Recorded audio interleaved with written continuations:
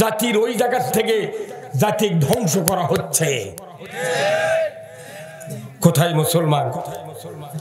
চুরি বন্ধ হবে 5 মিনিটে, জেনা বন্ধ হবে 5 মিনিটে। এত হাজার হাজার তাফসীর, লক্ষ লক্ষ মাদ্রাসা, কোটি কোটি জাকির, দুনিয়াতে মানুষের ইসলামের মনে হচ্ছে গণজাগরণ। কিন্তু যারা দেখেন বক্তার বেটা বেনামাজি, ইমামের বেটা ডবল বেনামাজি, মুয়াজ্জিনের বেটা রিডবল বেনামাজি, মোতাল্লির বেটা টিপুল বেনামাজি, হাজির বেটা ওযুই জানে না। কি লাভ? এই জন্য তো মাত্র রাসূল 23 বছর নবুয়তি জীবনের 13 বছরে মক্কাতে থাকলেন। 10 বছরের মধ্যে তাম পৃথিবীতে ইসলামের রূপ রেখা এমন ভাবে চমকে দিলেন। 10 বছরের শাসনে যে খলিফাগুলো উনি তৈরি করলেন, তার ভিতরে অন্যতম খলিফা ছিলেন হযরত উমর ফারুক। আল্লাহ রাসূল বললেন, লা বাদা নাবিয়্যা, আমার পরে কোন নবী আসবে না। যদি নবুয়ত দেওয়া হতো, লাউকানা উমর, উমরকে নবুয়ত দেওয়া হতো। যে মানুষটা কাল্লা কাটতে গেল, এই মানুষটা নবীর দরজা আল্লাহ তাআলা পৌঁছে দিলেন। কথা ঠিক কিনা? আর আমার দেশে কেউ কি নবী কাল্লা কাটিচ্ছে? নবী কাল্লা কাটিচ্ছে না, কিন্তু ইসলাম কাটিচ্ছে। কতদিন আর বক্তব্য দিবেন? আমাদের বক্তব্য অনেক হয়ে গেছে। কে দেশ চালাবি চালান, আমার আপত্তি নাই। তবে এ দেশটা একটা সম্ভাবনাময় দেশ। এ দেশে কোরআন যদি বিজয় হয়, দুনিয়ার সব ইমানদার আল্লাহর জান্নাতে যাবে। দরকার ঠিক কিনা? আপনারা কি জান্নাতে যেতে চান? তাহলে আসুন, আমি 2টা বক্তব্য দেব। পুরো কোরআন থেকে হাজার হাজার আয়াত আছে, 2টা আয়াতের কথা বলবো। নৈবেত্তিক করে সৃজনশীল বানিয়ে একবার 2টা আয়াত আমি নিয়ে আসবো। আপনারা জানেন কোরআন শরীফে একটা আয়াত আছে, লাকাদ কানা লাকুম ফি রাসূলিল্লাহি উসওয়াতুন হাসানা লিমান কানা ইয়ারজুল্লাহা ওয়াল ইয়াউমিল আখির। এই আয়াতই যথেষ্ট। আল্লাহ তাআলা বলছেন, তোমরা যদি জাহান্নাম থেকে বাঁচতে চাও, রাসূলের আদর্শকে উত্তম নমুনা হিসেবে গ্রহণ করো। আমি যদি জিজ্ঞাসা করি এখানে কে কে জান্নাত চান না, একটা লোক কি হাত তুলবেন? হিন্দুরা কি তুলবে? তার সবাই জান্নাত চায়, তাই না? তার জান্নাতে যেতে গেলে রাসূলের আদর্শ মানতে হবে। কিন্তু আমার দেশে আদর্শ রাসূলের মানে না। যাই যে তরিকার মুরিদ, সেই তরিকার পীরের মাথার যে টুপি, ওর মাথা তো সেই টুপি। হ্যাঁ, ঘুম ধরছে আপনার? আমার দেশে পীরের তরিকা, নেতার আদর্শ, পীরের আদর্শ, বিভিন্ন আদর্শ মানতে স্বতঃস্ফূর্ত ভাবে তারা যোগ দেয়, কিন্তু রাসূলের আদর্শ মানতে চায় না। আমার আল্লাহ বলছেন, তুমি যদি জাহান্নাম থেকে বাঁচতে চাও, তাহলে রাসূলের আদর্শকে উত্তম নমুনা হিসেবে গ্রহণ করো। আল্লাহু আকবার। তাহলে রাসূলের আদর্শ কি? আপনাকে কোনদিন বাড়ি যা রাসূলের সুন্নাহর তালিকা করেছেন? কেউ 10টা সুন্নতের কি তালিকা করছেন? হ্যাঁ, কোন হুজুর করেছে? কোন মৌলবী করেনি। রাসূলের আদর্শ মানলে সে জাহান্নাম থেকে বাঁচবে। তাহলে এই আদর্শের আগে তালিকা বাড়ি যা 10 টাকাতে একটা খাতা কিনা, বল পেন একটা 5 টাকা দিয়ে কিনা আপনাকে তালিকা তৈরি করতে হবে, কোন কোন রাসূলের আদর্শ মানলে আমি জাহান্নাম থেকে মুক্তি পাবো। কেউ তালিকা করে না, কেউ তালিকা করে না। আপনার ব্যাধি আছে, ডাক্তারের কাছে গেছেন, আর 10 রকমের প্রেসক্রিপশনে ঔষধ লেখে। আপনি যদি পড়তে না পারেন, অন্য সন্তানকে দিয়ে পড়ে আপনি কোন ওষুধ কখন কিভাবে খাওয়া লাগবে সব ডিটেল জেনে নেন। আর আপনার আমার জাহান্নাম থেকে মুক্তির জন্য এই আদর্শের কথা কোরআনে আছে, একটা লোক জীবনে বললেন না, লিখলেন না, অথচ সবার শোনার পটু, মাদ্রাসা করার পটু, বক্তৃতা শুনলে মনে হচ্ছে তুফান ছুটে দিচ্ছে।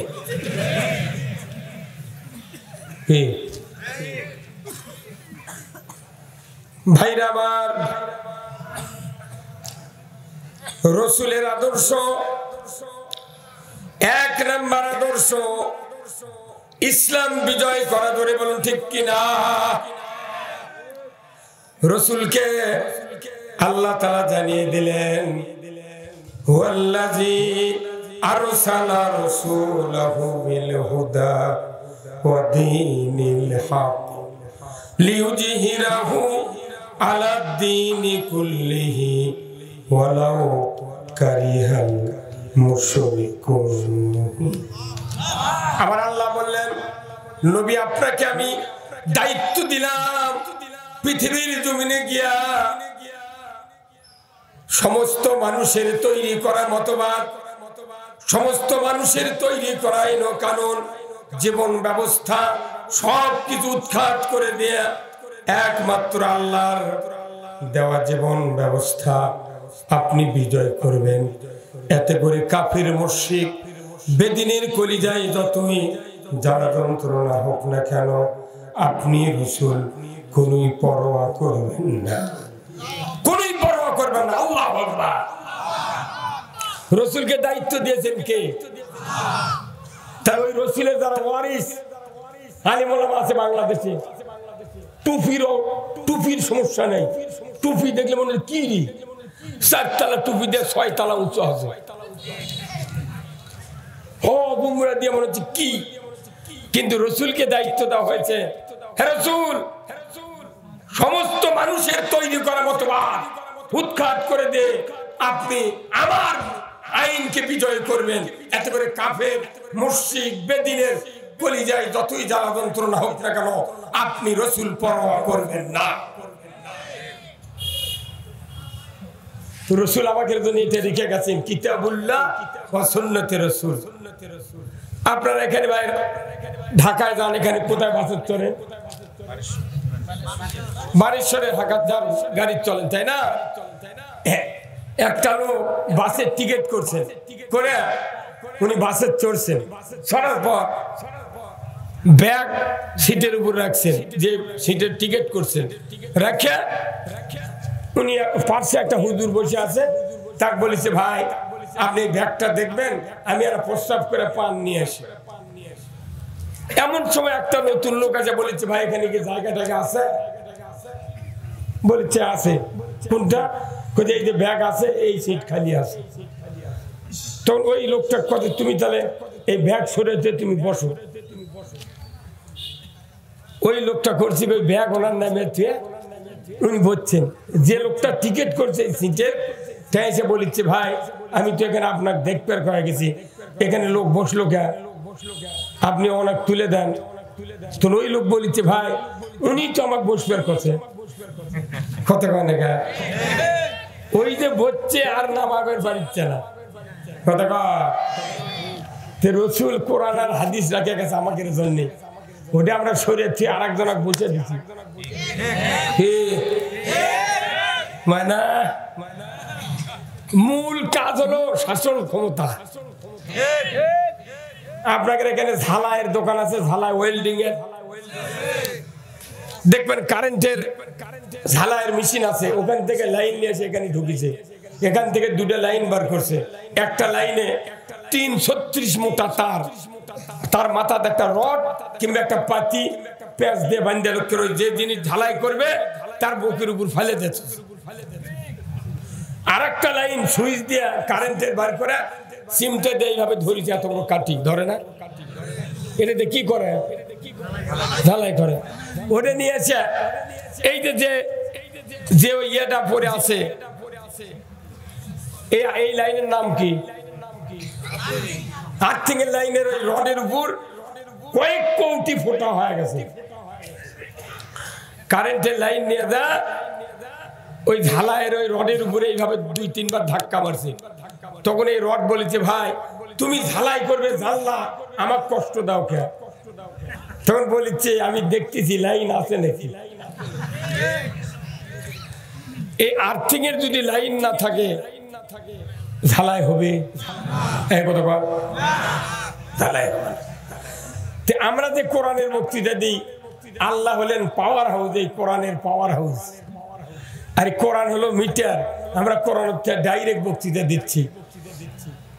আমরা যতই চুরি বন্ধের বক্তৃতা দিই, জেনা বন্ধের বক্তৃতা দিই, অন্যায় অপকর্ম লটারি মূর্তি পূজা মুসলমানের জন্য যত বক্তৃতা দিই, আর্থিং এর লাইন হলো রাষ্ট্রশক্তি। রাষ্ট্রশক্তি যদি না থাকে, যেরকম আর্থিং ছাড়া ঝালাই হয় না, ইসলামের পক্ষে রাষ্ট্রশক্তি ছাড়া বক্তৃতা চারে না কোনো কাজ হয় না। সব বাদ দিয়ে আগে এটা করা লাগবে। আপনি কোরআনও শুনবেন, আবার হোটেলে ইদিক উদিক দৌড়াবেন, আর জুম্মার যেমন আল্লাহ তুই জান্নাত দে, আল্লাহ হুন্ডা আমার চুরি হলো কে? তুরি তো চুরি হবি। কথা কর ময়না, বুঝতে পারছেন? সব বাদ দিয়ে কার আইন কায়েম করতে হবে। আপনারা কি রাজি আছেন? তাহলে আল কোরআনের আলো, আল কোরআনের আলো কারা কারা সংসদে আল্লাহর আইন চালু করতে চান? দুহাত তুলে দেখা।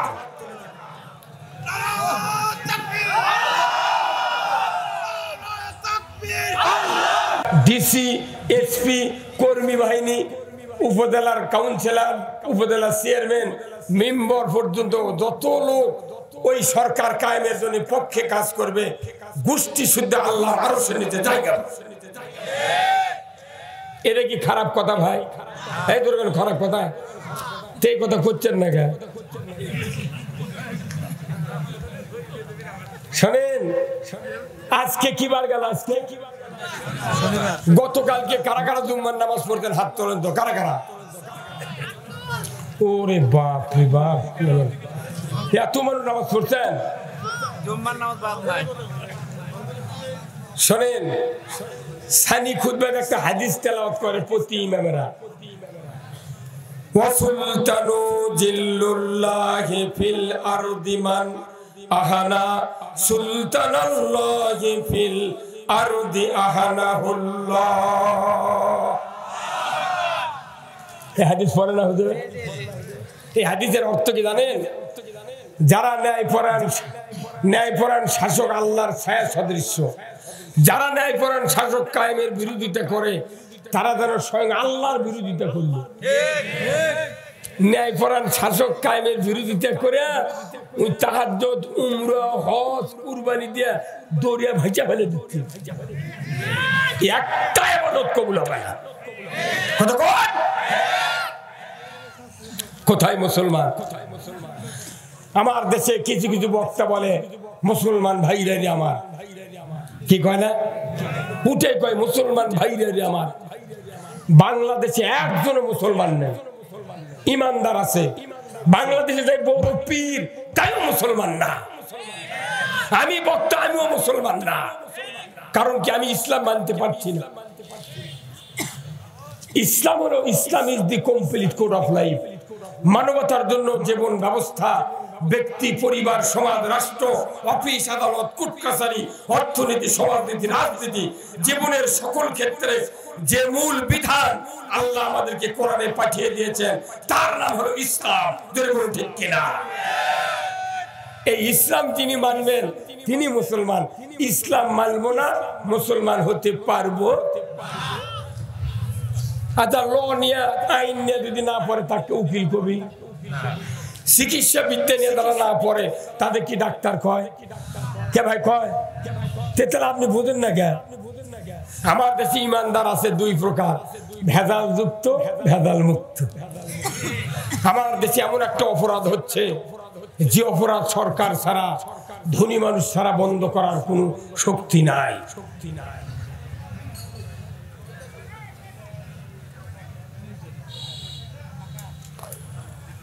এক নাম্বার হলো সুদ। বাংলাদেশে সুদ চলে কি চলে না? সুদ সুদ আল্লাহ বলেছেন যে ইয়া আইয়ুহাল্লাযিনা আমানু লা তাকুলুর রিবা, ঈমানদাররা সুদ খায় না। আল্লাহ বলেননি ইয়া আইয়ুহান নাস লা তাকুলুর রিবা, এই কথা বলেননি। উনি বলছেন ঈমানদাররা সুদ খায় না। তার মানে কি ঈমান আনার পর যদি কেউ সুদ খায় ঈমান থাকে না। রোজা কাদের উপর ফরজ? ঈমানদার। আবার এক উত্তর হয় না তো। রোজা ঈমানদারের উপর ফরজ। রোজার চাঁদ দেখা দিল, ঈমানদার যে সে রোজা রাখবে। যদি রোজার চাঁদ দেখলো সুস্থ অবস্থায় রোজা রাখলো না, আল্লাহ ভালো করে জানে তোমার ঈমান নাই। আমরা তো এই কথাগুলো বুঝতে পারতেছি না তো। রোজা ফরজ হচ্ছে ঈমানদারের উপর। কেউ যদি ওযু করে বাই সারে ওযু থাকে, একটা মূর্খ মানুষ যদি ওযু করে মসজিদে ঢোকার সময় সাবরে জুতো নিতে যাচ্ছে, পেছন দিয়ে বাতাস বাড়াচ্ছে, এই মূর্খ মানুষও কি ওই অবস্থায় জুম্মার ঢোকে? কোনো গন্ধ বাড়ায়নি, শব্দ হয়নি, তারপরে মূর্খ মানুষের চিন্তা আমার তো ওযু নেই, ওই আবার যায় ওযু করার কাজ আগে যায়। যে লোকটার কাছ থেকে উঠে যাচ্ছে ওই লোকটা বলে ভাই তুমি না এক্ষুনি ওযু করে গেলে, আবার কে সমস্যা কি? মুফতি ওযু করে বাই সারলে ওযু থাকে না, রোজা রেখে দুপুরে এক প্লেট ভাত খেলে রোজা থাকে না, নামাজ শুরু হয়ে গেছে সূরা ফাতিহার পর অন্য কোনো কথা বললে নামাজ থাকে না, ঈমান এনে সুদ খেলে ঈমান থাকে না। আমার দেশে এমন কোন গ্রাম নাই যে সুদের কিস্তি নাই। কথা বল, খালি কিস্তি। পল্লী বিদ্যুতের বিল বাকি পড়ে তাও সুদ দেওয়া লাগে, জমির খাজনা দিলে তাও সুদ দেওয়া লাগে, বিরাট দোকান করবেন হার্ডওয়ার্সের তাও 20 লাখ টাকা সিজি লোন করা লাগে। সুদের মহা সমুদ্রে বাংলাদেশ আমরা নিমজ্জিত। আর আমরা বলতেছি আল্লাহ ফিদ দুনিয়া হাসানা, আল্লাহ দুনিয়ার ভালাই দাও। 400 বার কিয়ামত হবে, দুনিয়ার ভালাই হতে পারে না। আমরা কি সুদ হারাম করব? মাত্র 151 জন এমপি সংসদে বলবে আমরা সুদ হারামের পক্ষে। 5 মিনিটের মধ্যে সুদ হারাম হবে। কি এই বাগমারা, তাহিরপুর আর পুঠিয়া মিলে একটা এমপি, তাই না? পুঠিয়া দুর্গাপুর, এটা কি দুর্গাপুর থানা? এই দুই থানাত কমপক্ষে মানুষ 10 থেকে শুরু করে বৃদ্ধ ভোটার পর্যন্ত কমপক্ষে কি 7 লাখ লোক নাই? 7 লাখ লোক মিলে উমারের মতো একটা লোক বানান দেবে না? যত মসজিদের ইমাম আছে এরা লাগলি 14 জন বানাবের পারবি, কিন্তু এরা আসল জাকাত নাই। এইগুলি দিয়ে কাজ হবে না, কোনো কাজ হবে না। আমাদের বুঝতে হবে ইসলামটা কি। যত ইবাদত করি না কেন আল্লাহ তাআলা কোরআনে বলছেন ওয়াইয়াবতাগি গায়রাল ইসলামি দীনান ফালাই ইউকবালা মিনহু ওয়া হুয়া ফিল আখিরাতি মিনাল খাসিরিন। আমার আল্লাহ বলছেন ও দুনিয়ার ঈমানদাররা, ইসলাম কে বাদ দিয়ে যদি অন্য কোনো মতাদর্শ গ্রহণ করো, আমি রব্বুল আলামিন তোমাদের কোনো ইবাদত আমি কবুল করব না। ইসলাম মানতে হবে। আমরা ইসলাম বাদ দিয়ে হাজারো ইবাদত করছি। এমন আমার বাংলাদেশ আছে প্রতি বছর হজ করে, প্রতি বছর হজ করে, উমরা করে, আবার এসে করছে 6 বার সুমা দিচ্ছি হজরে আসদ। আল্লাহ তো জিবরাইল কয় সুমা দিয়ে লাভ কি? তুই খায় আইলেও কোনো লাভ হবে না। কথা কোন ভাই? তাহলে আমাদের একটা চেতনা, যে সরকারি থাকুক ক্ষমতায়, উনি ইসলাম কায়েম করুক, আমাদের কোনো টেনশন নাই। এই জন্য এই ইসলাম কায়েমের জন্য, ইসলাম বোঝার জন্য আজকের এই তাফসীরুল কোরআন মাহফিল। আমি আপনাদেরকে অনুরোধ করব, যারা আমার সামনে আছেন অন্ততপক্ষে একটু আগামী বছর থেকে এখানে 2 দিন ব্যাপী তাফসীর হবে। এই তাফসীরের জন্য সবচেয়ে বড় দান হলো ওহীর জ্ঞান পৃথিবীতে প্রচার করার দান। জোরে কোন সুবহানাল্লাহ। আমার রাসূল বলছেন যারা যারা কোরআনের জন্য দান করবে, কোরআনের জন্য কর্জে হাসানা দেবে আল্লাহকে, আমার আল্লাহ বলছেন ওয়াকরাতুমুল্লাহ করদান হাসানা লাউ কাফিরা আন্না আনকুম সাইয়াতিকুম ওয়ালা উদখিলান্নাকুম জান্নাতিন তাজরি মিন তাহতিহাল আনহার। আমার আল্লাহ বলছেন যারা আমাকে কর্জে হাসানা দিবা আমি তাদের জীবনের সব গুনাহ মাফ করে দেব। ধরে কোন আল্লাহু আকবার।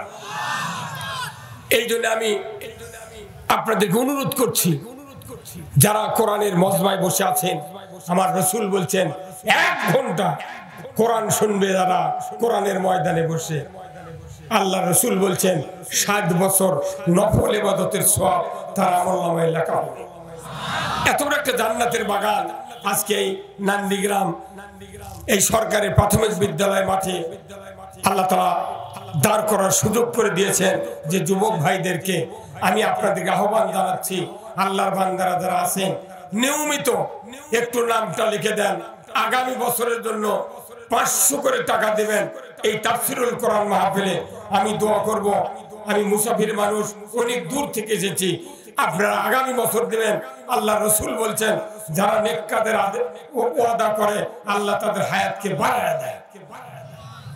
আমি একটু দেখতে চাই, যারা দিবেন একটু হাত তোলেন। আগামী বছর 500 করে টাকা দিবেন। একটু হাত তোলেন কারা কারা দিবেন। তাহলে আপনাদের নাম তো এখন লেখা খুব কষ্ট, আপনারা নিজেরা একটু স্যাক্রিফাইস করেন। এই যুবক ভাইরা যে সুন্দর কাজ করছেন, এনারা ইচ্ছা করলে গানের কনসার্ট করতে পারতেন, এরা চরিত্রহীন কিছু করতে পারতেন, কিন্তু তারা করেন নাই। শুধু আপনাদেরকে কোরআনের জ্ঞান বোঝানোর জন্য আমি আপনাদেরকে অনুরোধ করব, যারা যারা একটু দিবেন 500 করে টাকা। আগামী বছর 200 জন লোক যদি 500 করে টাকা দেন, এই মাহফিল আগামী বছর এর চেয়ে বড় ধরনের মাহফিল হবে। জোরে করে আল্লাহু আকবার। ভাই এখানে বিশেষ মেহমান যারা আছেন একটু হাত তুলে দেখান, আমরা 500 করে টাকা দেবো। আলহামদুলিল্লাহ। যারা আছেন এই দুনিয়ার থেকে বিদায়ের পর টাকা পয়সা কিচ্ছু যাবে না, সাথে কিচ্ছু থাকবে না। আমি আপনাদেরকে অনুরোধ করব, খুব তাড়াতাড়ি আসুন না, আল্লাহর বান্দারা একটু দিনের জন্য স্যাক্রিফাইস করেন।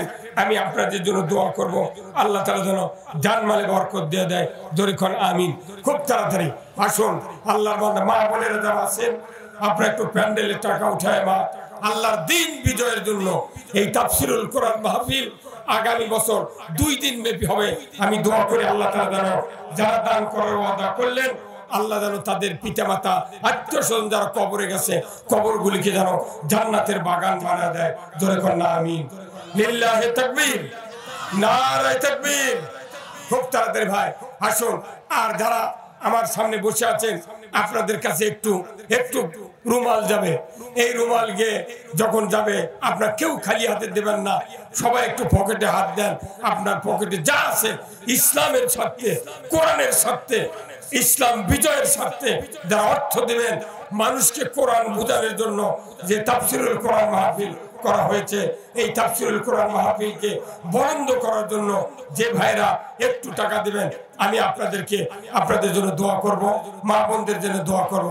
একটু কর্তৃপক্ষ ভাইরা যাদের একটু ব্যাগ আছে, ব্যাগ নিয়ে এখনই ঢোকেন। একজন লোকও খালি হাতে ফেরত দিবেন না, সবাই যার যার মতো দিবেন। আমি আপনাদের জন্য দোয়া করব, আল্লাহ তাআলা যেন আজকের এই কোরআনের মাহফিলটা কবুল আর মঞ্জুর করে নেন। জোরে কর আমিন। আমার ভাইরা, আল্লাহ রাসূল সাহাবাদের সামনে অর্থ চেয়েছিলেন শুধু ইসলাম বিজয়ের জন্য, কথা ঠিক কিনা? কিন্তু আমার দেশে মরা মানুষের জন্য টাকা চায়। কি কথা কন? আমার দেশে মরা মানুষের জন্য টাকা চায়। মানুষ মরে কবর শুয়ে আছে, তার জন্য টাকা আদায় করে। এই মরা মানুষ টাকা করবে কি? মরা মানুষের টাকার দরকার আছে ভাই? কোনো দরকার আছে? কোনো দরকার নাই। মরা মানুষের জন্য টাকা আদায় করে। আমরা দোয়া করব আল্লাহ তাআলা যেন আপনাদেরকে দ্বীনের জন্য কবুল করেন। আজকের এই মাহফিলের প্রধান অতিথি, বিশেষ অতিথিবৃন্দ যারা ছিলেন, আল্লাহ সকলকে যেন এই তাফসীরুল কোরআন মাহফিলের অনুমতি সমর্থন দেওয়ার কারণে আজকের এই নান্দিগ্রামের সরকারি প্রাথমিক বিদ্যালয় মাঠ জান্নাতের বাগানে পরিণত হয়েছে। আপনাদের অর্থ দিয়ে যতদিন এই প্রোগ্রাম চলবে, আপনাদেরকে কিয়ামতের ময়দানে আল্লাহ তাআলা সওয়াব দিয়ে দিবেন। জোরে কোন আল্লাহুম্মা আমিন। খুব তাড়াতাড়ি ভাই যারা একটু দিবেন, আমি আপনাদের জন্য দোয়া করব। মা বোনেরা যারা আছেন আপনারা একটু দিবেন। আমি আপনাদের জন্য দোয়া করব আল্লাহ যেন হাজেরা রহিমার মতো চরিত্রবান বানায় দেন। জোরে কন্যা আমিন। আমার ভাইরা, কোরআনুল কারিমে আল্লাহ তাআলা একটা আয়াত ঘোষণা করেছেন। সেই আয়াতটা হলো জান্নাতে যাওয়ার ফর্মুলা। কুল ইন কুনতুম তুহিব্বুনাল্লাহ ফাত্তাবিউনি ইউহিব্বুকুমুল্লাহ ওয়া ইয়াগফির লাকুম যুনুবাকুম আল্লাহু গফুরুর রহিম। জান্নাতে যাওয়ার একটাই ফর্মুলা। নবী আপনি বলে দিন আপনার উম্মতের ভেতরে তারা যদি আমি আল্লাহ আমাকে যদি ভালোবাসতে চায় তাহলে ফাত্তাবিউনি, তারা যেন আপনার অনুসরণ করে। অনুসরণের মাধ্যমে যদি আমি আল্লাহ আমাকে যদি ভালোবাসে ইউহিব্বুকুমুল্লাহ, আমিও তাদেরকে ভালোবাসবো।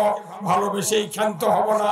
আমি রব্বুল আলামিন ইয়াগফির লাকুম যুনুবাকুম, আমি আল্লাহ তাদেরকে তামাম জীবন থেকে গুনাহগুলি মাফ করে দেব। ধরে কোন আমিন। টাকা চাইলাম আর আপনারা উঠে যাচ্ছেন। কথা হবে তো, আমার স্লিপ দেওয়া হয়েছে তো যে কিছু একটা কালেকশন বার্ষিক। আমি আপনাদেরকে অনুরোধ করছি একটু কোরআনের কথা শোনেন। জান্নাতে যাওয়ার ফর্মুলা একমাত্র আল্লাহ দিয়েছেন। ধরে বলুন ঠিক কিনা? কোন ফর্মুলায় জান্নাত পাবো, কোন ফর্মুলায় গুনাহ মাফ পাবো, এটা আল্লাহ নির্ধারণ করেছেন। দুনিয়ার কোন মানুষের ফর্মুলায় জীবনের গুনাহ মাফ হবে না, জান্নাতে যাওয়া যাবে না। কথা ঠিক কিনা? আল্লাহ নিজে বলছেন, নবী আপনি বলে দিন আপনার উম্মতের ভেতরে তারা যেন আমি আল্লাহ আমাকে যদি ভালোবাসতে চায় তাহলে ফাত্তাবিউনি, আপনারা যেন অনুসরণ করে। রাসূলের যত আদর্শ আছে আমাদেরকে অনুসরণ করার জন্য হুকুম দিয়েছেন কে? যখন কে? আল্লাহ হুকুম দিয়েছেন, সেই আদর্শ আমরা মানব। তাহলে কি হবে? আবার আল্লাহ বলছেন, ও দুনিয়ার মানুষেরা, আমি তোমাদের জীবনের সব গুনাহ মাফ করে দেব। গুনাহ যদি মাফ হয় ওই লোকটার জায়গা হবে বেহেশতে। সুবহানাল্লাহ। আমার ভাইরা, আমি আপনাদেরকে অনুরোধ করব, যারা আজকের এই তাফসীরুল কোরআন মাহফিলে সুস্থ অবস্থায় বসে আছেন, আমি কর্তৃপক্ষের অনুমতি ক্রমে যে কথাটা বলছিলাম একটু কালেকশন করেই আপনাদেরকে আবার কথা শোনাবো। আমি একটু আস্তে আস্তে কথা বলবো, কারণ আমি গতকালকে খুব অসুস্থ ছিলাম। আপনাদের কাছে দোয়া চাই। দীর্ঘদিন হলে কথাবার্তা বলা, আমার বয়স প্রায় ৬৬ পার। এমনটি সমস্যা আমার কোনোদিন হয়নি। আমার জীবনে আমি একদিনের সভা মিস করিনি। কিন্তু হঠাৎ করে যখন এই অসুস্থতা হলো, আমি তখনই ফোন করেছি, ভাই সমস্যা আমার। তোনারা বললেন, হুজুর আপনি আসেন, কিছু কথা বলেন। তাছাড়া হয়তো কর্তৃপক্ষ বা বিভিন্ন লোক মনে করবে এরা হুজুরকে দাওয়াতি দেয়নি। কিন্তু আমি কোনোদিন ফেল করি না। কিন্তু আল্লাহর লাখ শুকরিয়া যে আপনাদের সামনে আপনাদের জান্নাতি চেহারা দেখার মতো সুযোগ করে দিয়েছেন আল্লাহ। আমি আপনাদেরকে একটি কথা বলবো যে আমরা যদি জান্নাতে যেতে চাই, রাসূল বলছেন একটি কথা, যে কিয়ামতের ময়দানে আমার উম্মতের ভেতর হাসরের ময়দানে ৭৩টা কাতার হবে। কথা ঠিক কিনা? কত কাতার? ৭৩ কাতার। ৭২ কাতারই জাহান্নামে যাবে, এক কাতার জান্নাতে যাবে। ধরে বলুন ঠিক কিনা? আমরা কি কোনোদিন কোনো বক্তা, কোন ইমামকে বলেছি যে হুজুর বহুদিন হলে আপনার বক্তৃতা শুনি, আপনি একটাবার বলেন তো কোন কোন গুণ থাকলে আল্লাহর রাসূলের সাথে ওই কাতারে, জান্নাতের কাতারে থাকা যাবে? একটু এনে বলেন তো। কোনদিন কি কেউ বলেছি? আমাদের কি কেউ বলেছে? কেউ বলেনি। আসল জায়গা ফেল। আমার নবী বলেছেন, কুল্লু উম্মতি ইয়াদখুলুনাল জান্নাতি ইল্লা মান আবা। কিলা ইয়া রাসূলুল্লাহ ইল্লা মান আবা ইলা আখিরিল হাদিস। রাসূল বলেছেন, কিয়ামতের দিন সমস্ত উম্মত আমার জান্নাতে যাবে, ইল্লা মান আবা, যারা আবা হবে তারা জান্নাতে যেতে পারবে না। সাহাবারা বললেন, হুজুর আবা কারা? তারা কেন জান্নাতে যেতে পারবে না?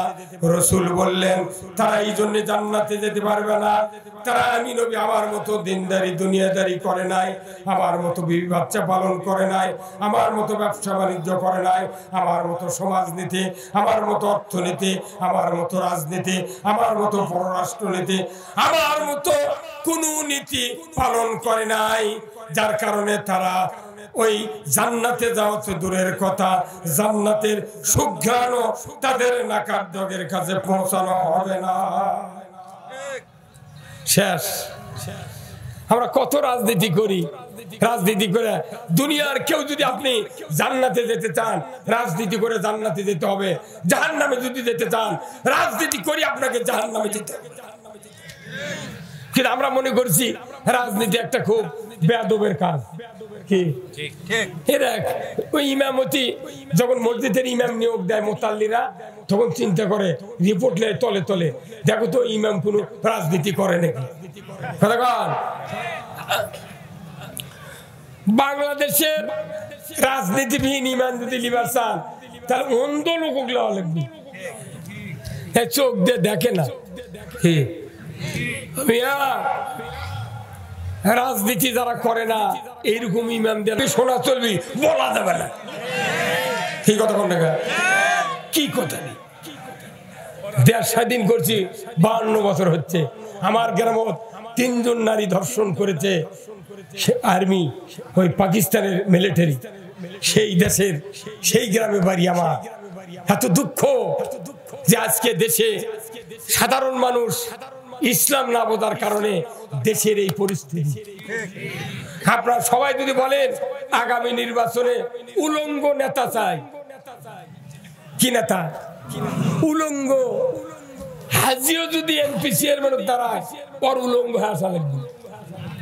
জনগণ চাচ্ছে উলঙ্গ। কি ভাই, আসলে জনগণ ঠিক নাই। এমন দিন গেছে বাংলাদেশে, টাকার অত্যাচারে মানুষ ভোট করতে চায় নাই।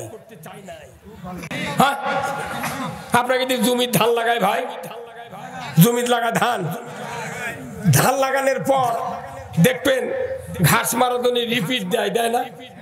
রিপিট, সেফটি, সেন্সার, বিন্যাস এগুলো দেয় যাতে ঘাস না হয়। কিরে হুজুর বুদ্ধি দিতেছে যে আপনার ঘাস মারার ওষুধ দেওয়ার দরকার নাই, আপনি 10-12 দিন পর থেকে 10 কেজি করে ইউরিয়া দিবেন জমির, কোনো ঘাস তোলা লাগবে না। 3 মাস সার দিয়েছে, 10 দিন পর পর 10 কেজি করে। কাটার সময় যা কি ধান পাবে, কি পাবে? আমার দেশে সুদ, ঘুষ, জেনা, ব্যবচার, চুরি, চামারি, লুটপাট মোট আছে। বছর অন্তর বক্তাক দেখে নিয়ে আসে ওই ঘাসের মধ্যে ইউরিয়া দিয়ে লিখছে। কথা বল,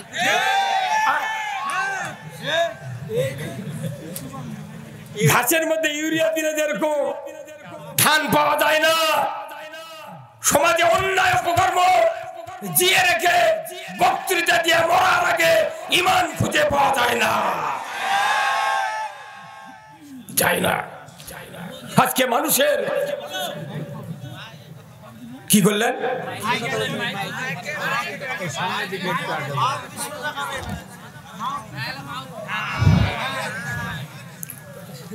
হয়তো কি 6 ইঞ্চিও ক্যাচিং পাওয়ার থাকলে সুবিধা হয়, বুঝছেন? ভালোই তো হচ্ছে ভাইকেরা।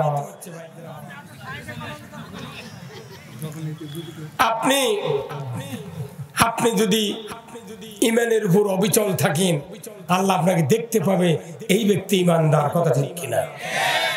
কারা ইমানদার?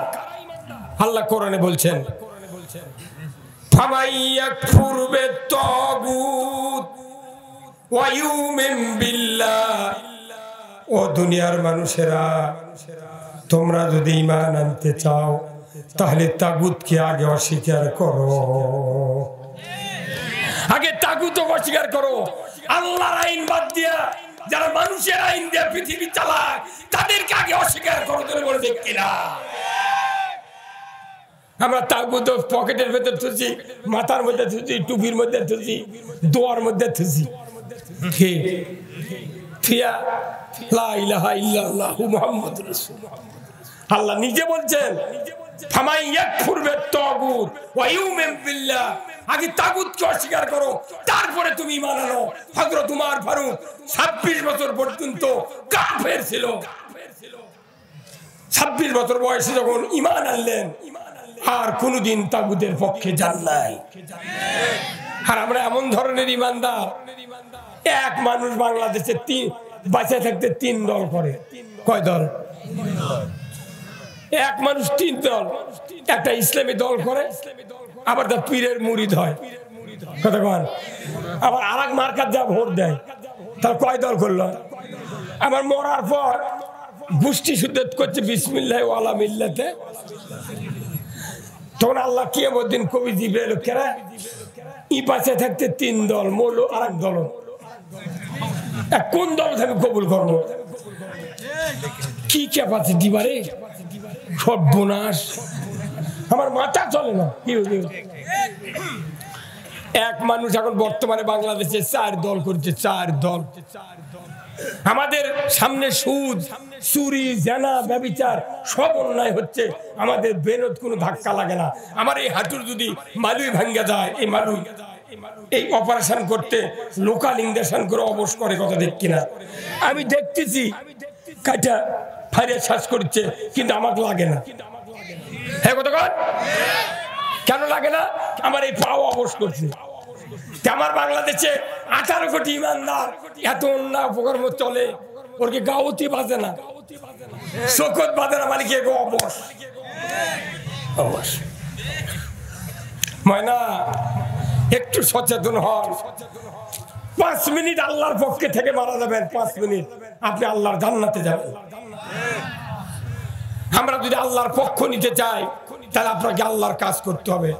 আল্লাহ কোরআনে বলছেন, আল্লাযীনা ইম্মাক্কান্নাহুম ফিল আরদ আকামুস সালাতা ওয়া আতাউয যাকাতা ওয়া আমারু বিল মারুফ ওয়া নাহু আনিল মুনকার ওয়া লিল্লাহি আকিবাতুল উমুর। জোরে কন্না মারহাবা। ও মুসলমান, যদি তুমি মুসলিম হও, ক্ষমতায় যাও, প্রধানমন্ত্রী হও, রাষ্ট্রপতি হও, সরকার হও, প্রেসিডেন্ট হও, তুমি 4টা দফা চালু করবে। 1 নম্বর নামাজের আইন, 2 নম্বর যাকাতের আইন, 3 নম্বর ন্যায়ের আদেশ, 4র্থ নম্বর অন্যায়ের নিষেধ। এই 4টি দফা দুনিয়ার কোন সরকার যদি জমিনে চালু করে, জমিনটা হবে জান্নাতের জমিন। সরকারের দায়িত্ব নামাজ কায়েম করা।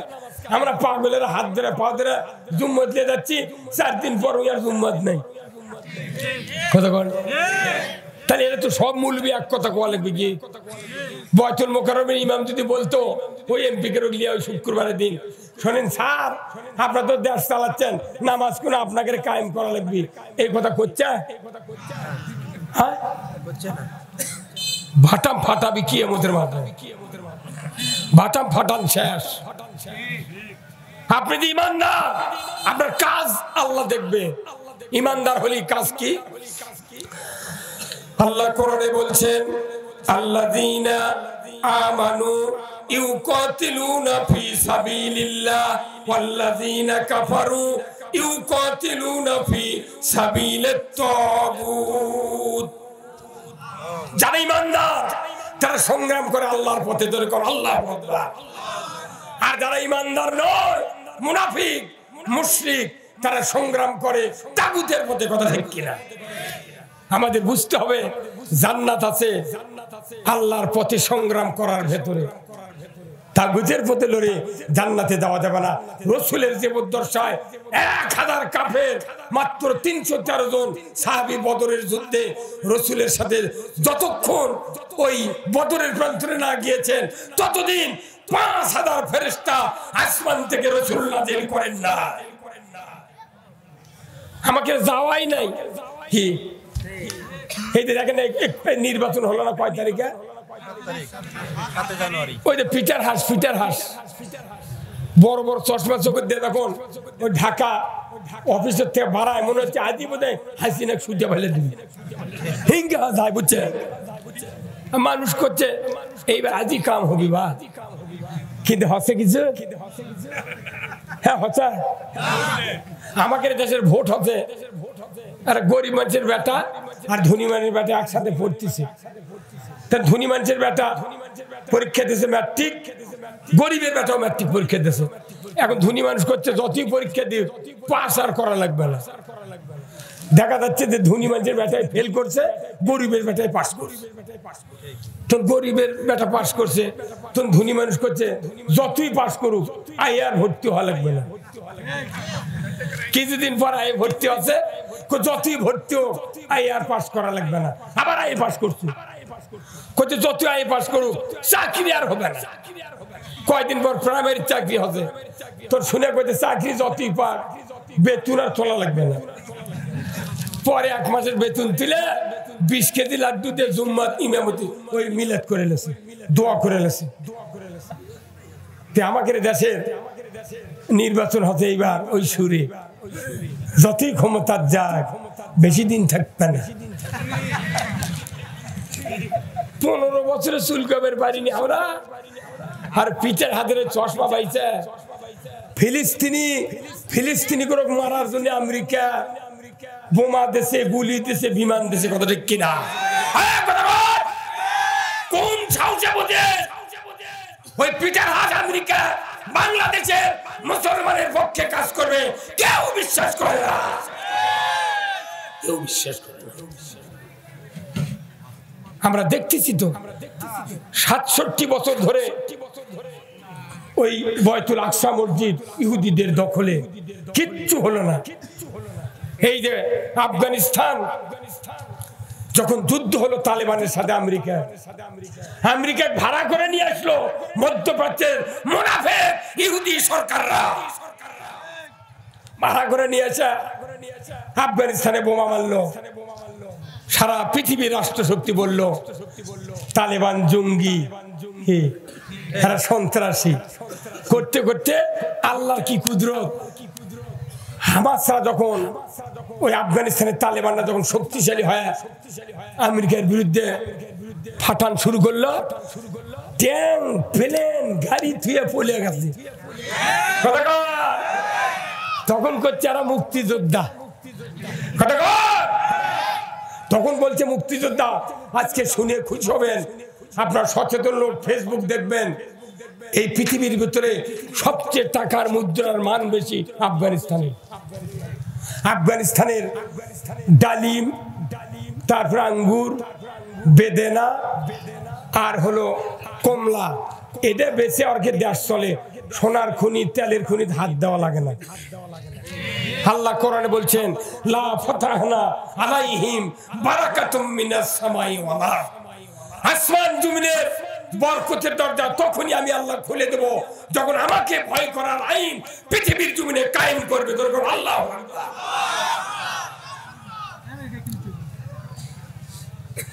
আল্লাহকে ভয় করা আইন বাংলাদেশে নাই। কারণ আপনাকে বাড়ি দেখবেন ওই বাড়ির উঠানের মধ্যে ডালিমের গাছ লাগান নাই ভাই, কারো করে বাড়ির দেখবেন এক গাছ মিলে 3টে ফুল হচ্ছে।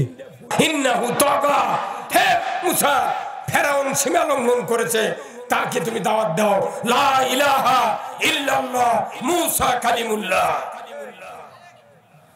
সরকারক দাওয়াত দেওয়ার কথা আল্লাহ, আর আমরা তো কল্লে আলা বাগুন আলা মুগলি আলা করছি ভাই চুম্মাচ্ছ। রিক্সাওয়ালা ভ্যানালার খাম্বা দেনি।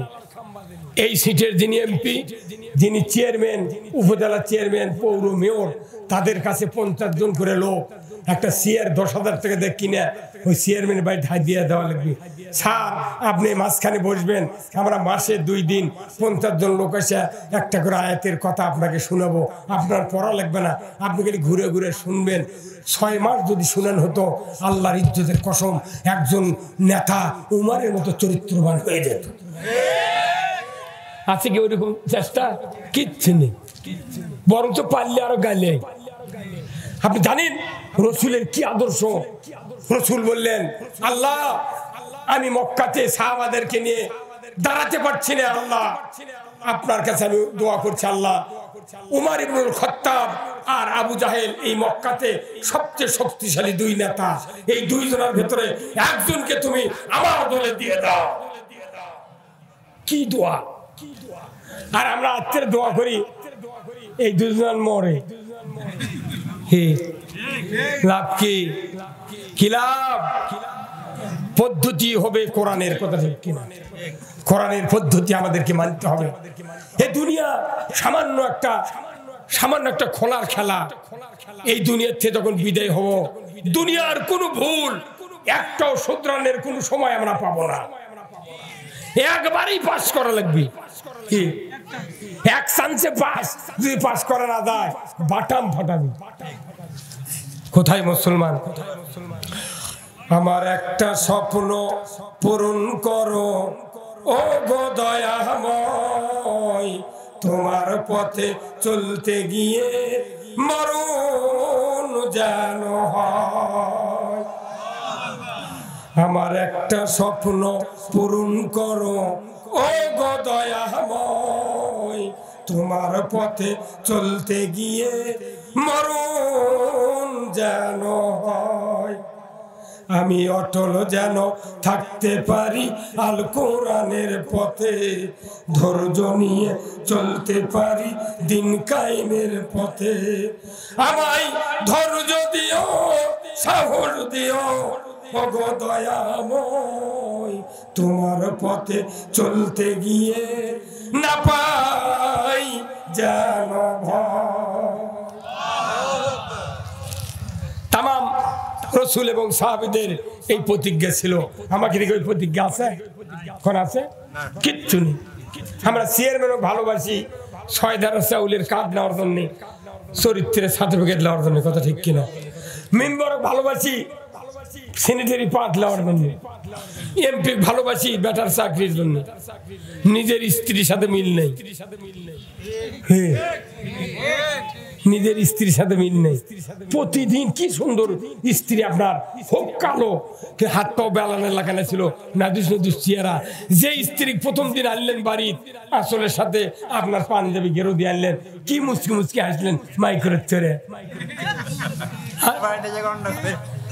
সেই স্ত্রী বাড়ি নিয়ে এসে আপনি কোনদিন শান্তি মতো, এই বাংলাদেশের শতকরা 85% স্বামী স্ত্রী ভালো নজরে দেখে না।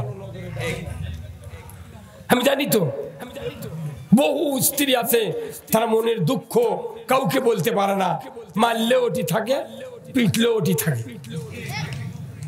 নিজের স্ত্রীর সাথে মিল নাই, মহব্বত নাই। মানুষের স্ত্রী কাজটা কি সুন্দর করে সালাম আলাইকুম দিচ্ছে, আসসালামু আলাইকুম ভাই, ভালো আছে? মিয়া, আপনি স্ত্রী ভালোবাসতে হবে আপনাকে জান্নাতের জন্য। আমার রাসূল বলছেন, দুনিয়ার কোন স্বামী যদি বলে যে আমি আমার স্ত্রী আমার অর্ধাঙ্গিনী, আমি জীবন দিয়ে আমার স্ত্রীকে ভালোবাসি, ওই স্ত্রী যদি বলে আল্লাহ আমার স্বামী চরিত্রবান, আমার স্বামীর মতো স্বামী কাউরো ঘরে নাই, আল্লাহ আমার স্বামীকে তুমি জান্নাতি বানাও। আমার রাসূল বলছেন ওই স্বামী যদি মুত্তাকি হয়, নামাজি হয়, নির্ঘাত ওই স্বামী জান্নাতি। আজই যাবেন তো রাত্রে, ওই নইমের মা অক্ষবের বাড়ির যা, যে তুমি একবার খেলে আমার কো ভালো, আমি জান্নাত গেছি। মেলা মানুষের স্ত্রী অন্য মুখর চাপে ধরে কবি, তুই যে পেটা পেয়েছিস তোর জীবনে ভালো কমো না। আপনি জানেন স্ত্রী কত দাম? 4 দিন যদি আপনার বাড়ির থেকে যা বাপের বাড়ির থাকে, কয়বার করে ফোন করেন? হ্যাঁ, নিজের স্ত্রীর সাথে মিল মহব্বত, মুস্কি হাসি দিয়ে কথা বলবেন, আল্লাহ তাআলা আপনার সংসারে বরকত দিবে। আমাদের সংসার জীবন মাত্র 2 জন লোক দিয়ে শুরু হয়েছিল, হযরত আদম আলাইহিস সালাম, মা হাওয়া, 2 জন মানুষ দিয়ে সংসার জীবন শুরু হয়েছে। কত হাজার বছর আগে, 8500 বছর আগে। তাম পৃথিবীতে কোটি কোটি সংসার, কিন্তু দেখা যায় সংসার বাড়লো কিন্তু ঈমান শেষ হয়ে গেল। কোথায় মুসলমান? অনুরোধ করছি যাদের স্ত্রী আছে তাদেরকে বেঁচে থাকতে আপনি জান্নাতি বানাবেন। রাজি আছেন? স্ত্রী বেঁচে থাকতে জান্নাতি বানাতে হবে। কার কথা? রাসূলের কথা।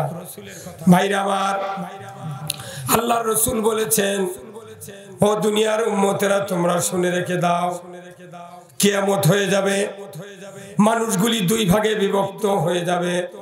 এক ভাগ জান্নাতে যাবে, আর এক ভাগ জাহান্নামে যাবে। জান্নাতি ভাগের একজন আল্লাহর বান্দী জান্নাতুল ফেরদাউসের ভেতরে ঢুকবেন, বেশ কিছুদিন পর হাউমাউ করে কান্নাকাটি শুরু করবেন। ফেরেশতা বলবে, আল্লাহর বান্দী, জান্নাতুল ফেরদাউসে আল্লাহ তাআলা আপনাকে স্থান দিয়েছেন, কেন আপনি কাঁদেন? আপনার কি জান্নাত ভালো লাগে না? আল্লাহর বান্দী বলবে, আল্লাহর ফেরেশতা, জান্নাত ভালো লাগে, কিন্তু আমি কাঁদি এই জন্য, দুনিয়াতে আমার একজন চরিত্রবান স্বামী ছিলেন, আমার বিবাহের পর মোহরানা পরিশোধ করেছিলেন, ইসলাম দিন শিক্ষা দিয়ে আমাকে কোরআনের পথে চলার সুযোগ করে দিয়েছিলেন। আমি চলতে চলতে দুনিয়ার থেকে বিদায় হয়েছি, মৃত্যুর পর থেকে আজ পর্যন্ত দুনিয়ার ওই চরিত্রবান স্বামীকে আমি আর দেখি না। আজকে জান্নাতের ভিতরে হাজারো নাজ নিয়ামত আছে, আমার ভালো লাগে না। বেহেশতের ভিতরে যদি ওই দুনিয়ার চরিত্রবান স্বামীকে যদি আমি একটা নজর দেখতে পাইতাম, আমার চক্ষু দিয়া দেখিয়া কলিজাটা জড়িয়ে নিতাম। স্ত্রী জান্নাতি হলে আপনার কথা মনে করবে জান্নাতের ভেতরে, জোরে কোন সুবহানাল্লাহ। কিন্তু দৈনিক মারলে কি মনে করবি? এটি যদি বলা হয় কার কার মোহরানা পরিশোধ আছে, অর্ধেক লোকেরও হাত উঠবে না। এখন যে মোহরানা বাংলাদেশে হচ্ছে, এটা সিকিউরিটি। আর ওই মেয়ের বাপ চিন্তা করছে, যদি মোহরানা বেশি না বান্ধি, তাহলে গ্রামের মানুষ বলবি এই জামাই মতো গরিব মানুষ, 5-4 লাখ দেয়, দিক না দে না। আমাদের হুজুররা আমরা মিথ্যা কথা কয়ে বিয়ে পড়াচ্ছি, চাইবে মাত্র দিতে বাধ্য থাকবে, এই অঙ্গীকারে তোমাকে শাদী করতে আসিয়াছে, তুমি তাকে স্বামীত্ব কবুল করো। কি চাপ দিচ্ছে উকিল, করো। তখন যদি আপনার স্ত্রী খেপে যদি বললো নি করলাম না, এই দেশের বাপেরা, মেয়ের বাপেরা ছোট পাগল। এই তাইপুরে হাতে গরু বিক্রয় কুরবানির 1 লাখ টাকা দেয়া, খাসি বিক্রয় 20,000 টাকা দেয়া। কেউ যদি গরু কিনে নিয়ে বলে ভাই 20,000 টাকা দিলাম, বাদ বাকি 80,000 টাকা তোমার যখন ইচ্ছে তখন যায় না আমার বাড়ির থেকে, গরু বাকি দিবেন, হ্যাঁ খাসি বাকি দিবেন। তাহলে আপনি গরু বাকি দেন না, খাসি বাকি দেন না, 16 বছর 18 বছর সোনার টুকরা কলিজার টুকরা মেয়ে পাইলে এই বাটপার হারত বাকি দিয়েছেন কে? কথা কয় এই বাকি দেওয়ায় মানে আপনার কন্যার মাথা আগুন তুলে দিয়েছেন। আমার দেশে মোহরানা দেয় না, কারণ কি? যদি মোহরানা শোধ করি ওই টাকালে যদি ভাগিয়া দেয়, ভাগিয়াতে যাবি, তোর তো আচরণ ভালো নয়। কি নাম হলো ময়না, গাল ফুলা থাকে কথাই কয় না, চিরা গাছে শাড়ি আজি যদি কিনা না দাও চলে যাবো কিন্তু বাপের বাড়ি। বাংলাদেশের প্রত্যেকটা মেয়ে এই দিককার ভালো আছে, আমাকে ওই দিক মেয়েগুলা একবার পাও তুলেই থাকে, ঠুকনি পালি দৌড়। আমার রসুল 25 বছরের যুবক, 25 বছরের যুবক হযরত খাদিজা দেখলেন যে মেঘে, আকাশের মেঘ মুহাম্মদকে ছায়া দেয়, ধরে 25 বছরের যুবক খাদিজার বাড়ির রাখাল, নাস্তা করে দুম্বা ছাগল নিয়ে মাঠে যাচ্ছে, মরুভূমি, আকাশের মেঘ ছায়া দিচ্ছে। খাদিজা জানালা দিয়ে দেখে চিন্তা করলো, কে মুহাম্মাদের মাথার ছাতা নাই, কাপড় নাই, কে ছায়া দেয়? হযরত খাদিজা চলে গেলেন মরুভূমির কিনারায় গিয়া দেখেন একখণ্ড মেঘ সূর্যের সামনে দাঁড়ানো।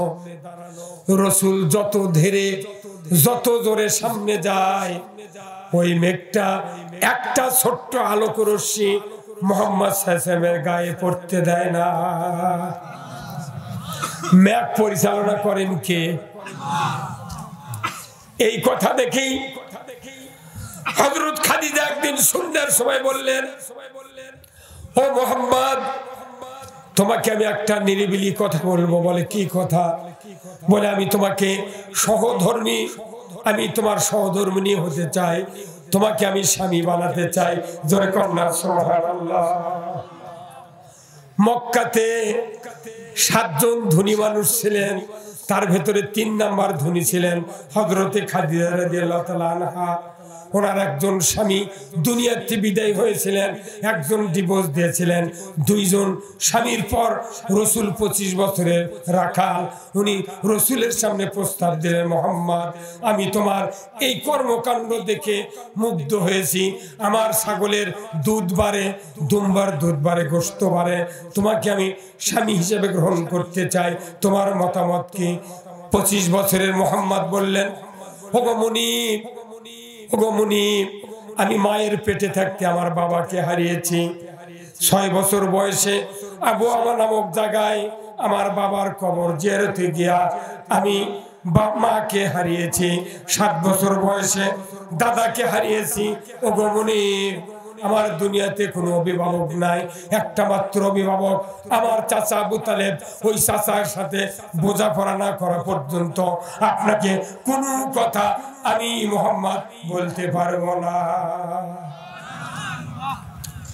নবী হননি, 25 বছরের আদর্শ কি? আর আমার দেশের 16 বছরের যুবক যদি এলাকার একটা ধনী মহিলা হোক, দামান মরা বিধবা হোক, টাকার মালিক যদি হয়, 16 বছরের যুবক করলে কবি আজই টোপলাবান, আজই আত্মীয় ঢাকা দিয়ে দাও। কত কনে করে ওর বাপ আছে, মা আছে, দাদা দাদি আছে, দুলা ভাই আছে, সব আছে, কাকু কোয়া লাগবে না, বান টোপলা চলে দাও। এমনও ব্যাটা আছে আপনাকে এই দিক নাই, আমাকে ওই দিক আছে, বিয়ে করবার আছে, বাপে নারাজ। একে ঢাকার যা গার্মেন্টসের চাকরি লাগিছে, 3 মাস পর দেখে গাই বা চুলিয়ে চলে।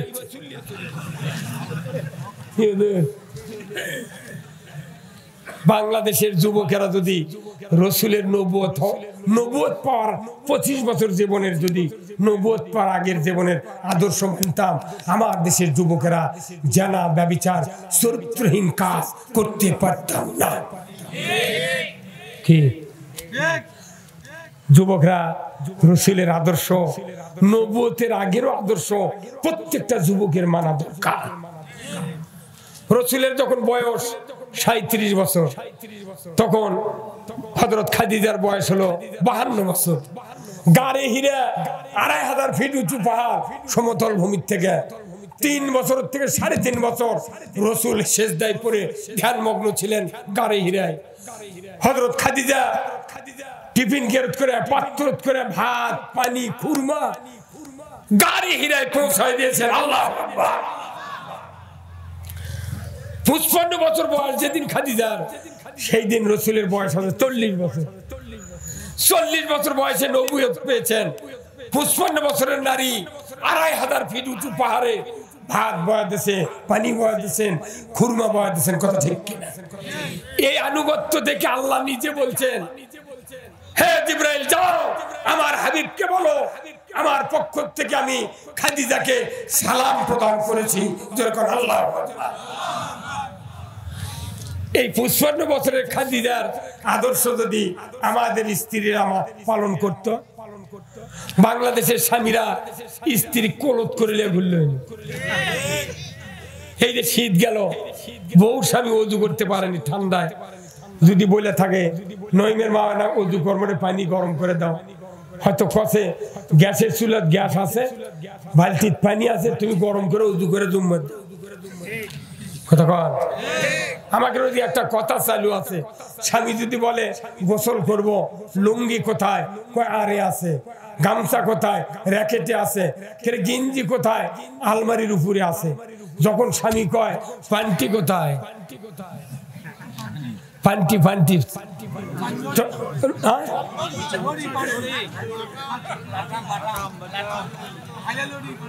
লাঠি কোথায়? তোর উঠিচ্ছি। কথা ঠিক কিনা?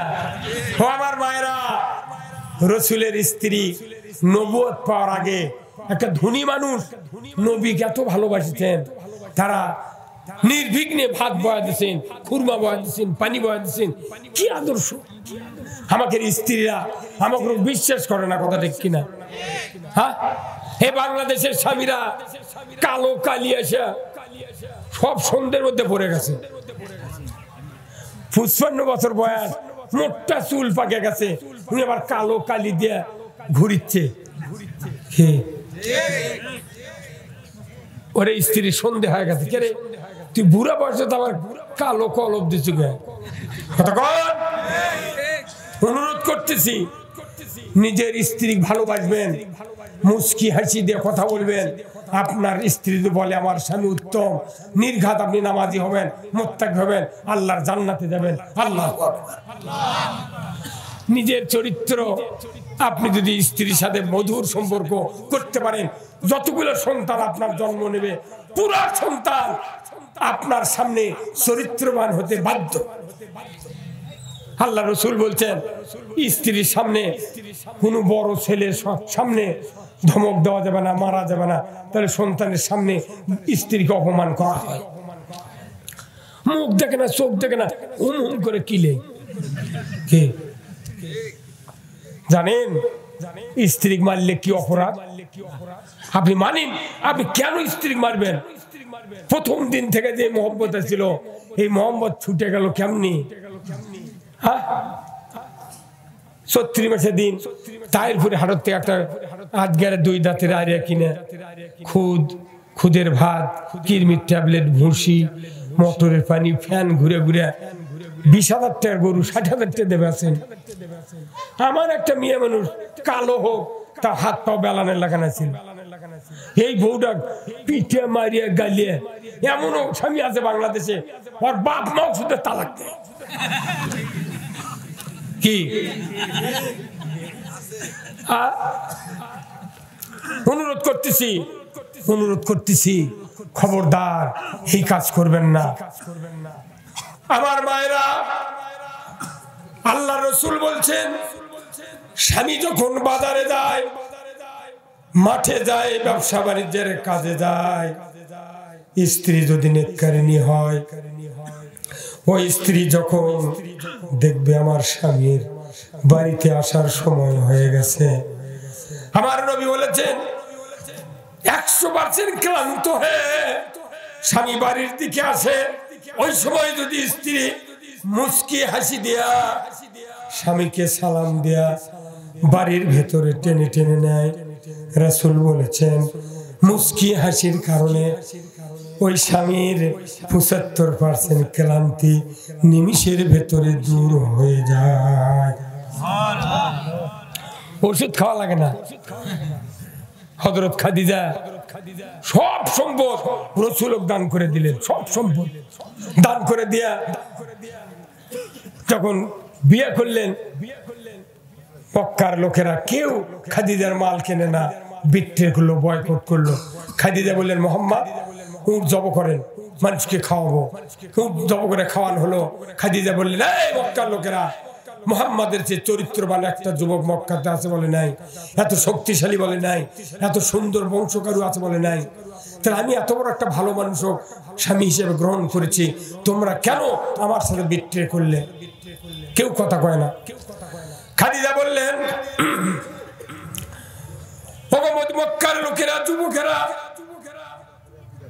আমি বুঝতে পেরেছি আমি একজন ধনী মানুষ, গরিব এতিম অসহায়কে বিবাহ করেছি, এই জন্য তোমরা বুঝে আমার উপর রাগ করেছ। তবে শোনো রে মক্কার লোকেরা, তোমাদেরকে সাক্ষী রেখে আমি সমস্ত ধন সম্পদ, মালজাল, সোনা দানা, উট দুম্বা রাসূলের নামে উইল করে দিলাম। আমি তার চিরদাসী হয়ে গেলাম। সে ইচ্ছা করলে আমাকে রাখতেও পারে, নাও পারে। আমি চিরদাসী হয়ে গেলাম। বলো রে মক্কার লোকেরা, আজ থেকে মক্কাতে মুহাম্মাদের চেয়ে কে ধনী আছে? কে ধনী আছে? তামাম সম্পদ রাসূলকে দিয়ে দিলেন। আর আমাদের দেশের মায়েরা 5 কাঠা জমি যদি বাপের বাড়ির পায়, রাত্রে ঘুম পারবে দেন। আমার বাপের জমি দিয়ে তোর দিন যাচ্ছে। ওই জন্য বাংলাদেশের স্বামীরা স্ট্রোক করে মরে যায়। অনুরোধ করতেছি মা বোনেরা, আল্লাহ রসুল বলছেন আল্লাহর পরে যদি কাউকে সেজদা করার অর্ডার দিতাম, আল্লাহ রসুল বলছেন আল্লাহ যদি দিত তাহলে স্বামীকে সেজদা করার মতো অনুমতি দেওয়া হতো। জোরে বলেন আল্লাহু আকবার। স্বামীর সাথে দুর্ব্যবহার করবেন না। মায়েরা মারাতু সাল্লাত খামসাহা ওয়া সামাত সাহরাহা ওয়া হাসানাত ফারজাহা ওয়া তাদওয়ালাহা ফালতাদখুলুল জান্নাতে আবওয়াবু শাহ। রাসূল বলেছেন মায়েদের জন্য 4 কাজ: 5 ওয়াক্ত নামাজ, 1 মাস রমজানের রোজা, পর্দায় থাকা, স্বামীর খেদমত করা, আল্লাহর ইজ্জতের কসম। এই 4টা কাজ যদি দুনিয়ার সমস্ত মানুষ যদি আমরা করতে পারি মা বোনেরা, 8টা জান্নাতের দরজা আল্লাহ তাআলা খুলে দিবেন। যে কোনো দরজা দিয়ে আল্লাহর বান্দিরা জান্নাতে যাবে, কেউ বাধা দিবে না। জোরে করে আল্লাহু আকবার। আমার ভাইরা, যারা যুবক ভাইরা আছেন, আমার আল্লাহ বলছেন ওয়াকাদা রাব্বুকা আল্লা তা'বুদু ইল্লা ইয়াহু ওয়া বিল ওয়ালিদাইনি ইহসানা। আল্লাহ বলছেন পিতামাতার তোমরা খেদমত করো আমার ইবাদতের পর। যদি পিতামাতার ইহসান করো, খেদমত করো, আমি আল্লাহ বলে দিচ্ছি পিতামাতা রাজি, আমি আল্লাহ রাজি। তাহলে পিতামাতা যাদের বেঁচে আছে, পিতার চেহারার দিকে তাকাবেন নেক নজরে, হাজ্জাতা মাবরুর, কবুল হজের সওয়াব। জোরে করে আল্লাহু আকবার। মায়ের পায়ের তলে জান্নাত। আল্লাহ রাসূল বলছেন আল জান্নাতু তাহতা আকদামিন উম্মাহাতিকুম, মায়ের পায়ের তলে সন্তানের জান্নাত। আসুন না, আজকে আমাদের দেশে মা বাবার পরিত্রাণ নাই। আজকে বাংলাদেশে বড় বড় ভিআইপি পার্সনেরা মা বাবাকে বৃদ্ধাশ্রমে রাখে, কথা ঠিক কিনা? বৃদ্ধাশ্রমে রাখে, আর গরিবেরা মা বাবা কোলত করে মানুষ করে, কথা ঠিক কিনা? ধনীদের 500 বছর আগে গরিবের আল্লাহ জান্নাতে যাবে। আসুন, আল্লাহ তাআলা আমাদের সকলকে পিতামাতার খেদমত, স্বামী স্ত্রীর ভালোবাসা এবং দুনিয়াতে ইসলাম বিজয়ের জন্য কাজ করার তৌফিক দান করুক, বলুন আমিন। আমি আপনাদের সাথে যে কথাগুলি বললাম, এই কথাগুলি বলার ক্ষেত্রে যদি কোনো ভুল ত্রুটি হয়ে থাকে মেহেরবানি করে ক্ষমা করবেন। আমি চূড়ান্ত অসুস্থ লোক, আমি